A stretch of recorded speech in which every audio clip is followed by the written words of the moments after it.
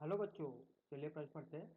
15 metre प्रति second की आरंभिक चाल से गतिशील 20 किलोग्राम शक्ति के किसी पिंड पर 50 न्यूटन का स्थायी मंदन बल आरोपित किया गया है। पिंड को रुकने में कितना समय लगेगा? आइए बच्चों, प्रश्न के लिए मुख्य उदाहरण की चर्चा करते हैं।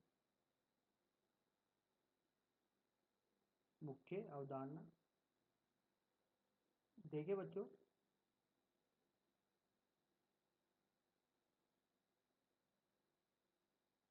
ये एक बॉल है जिसका द्रव्यमान m है। इसको v वेग से त्वरित किया गया है और ये जो त्वरण है ये अवमंदन त्वरण है। अवमंदन त्वरण, इसका मतलब ये होगा कि कुछ दूरी d चलने के बाद इसका वेग क्या हो जाएगा? शून्य हो जाएगा।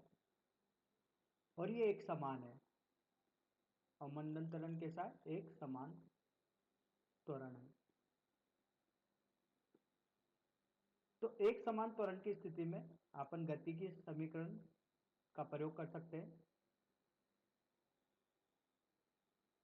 पहली समीकरण b बराबर u धन at, दूसरी समीकरण a बराबर ut धन 1/2 at का वर्ग, तीसरी समीकरण v का वर्ग बराबर u का वर्ग धन 2a।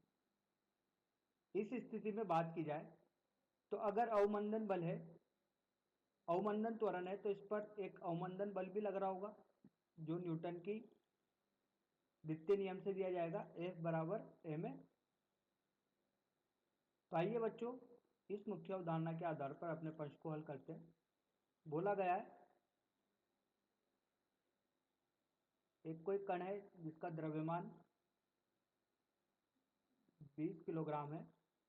इसकी आरंभिक चाल 15 मीटर प्रति सेकंड है। इस पर एक स्थायी अवमंदन बल लग रहा है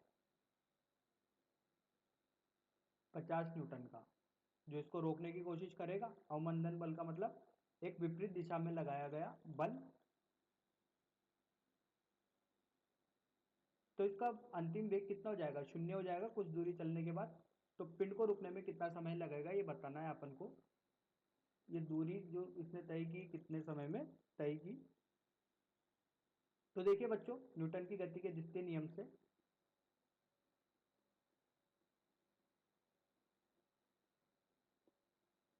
इस गति के दौरान त्वरण का मान निकालते हैं।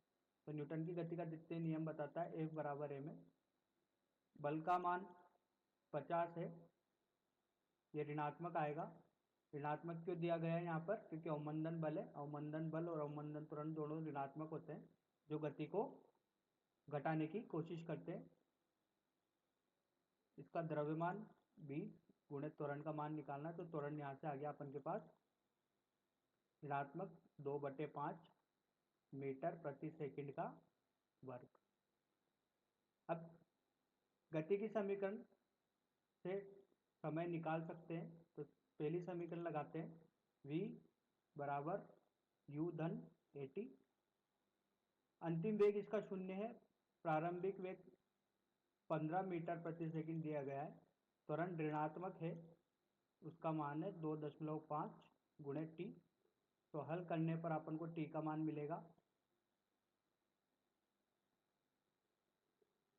हल करने पर टी का मान देखिए बच्चों, 15/2.5, ये बराबर हो जाएगा अपन का 6 सेकंड। तो 6 सेकंड पश्चात ये कण रुक जाएगा, जिस पर अवमंदन बल कार्यरत है 50 न्यूटन का विपरीत दिशा में। इस दिशा में कार्यरत होगा अवमंदन बल 50 न्यूटन का। तो बच्चों, आशा करता हूँ आपको यह समझ में आया होगा। धन्यवाद।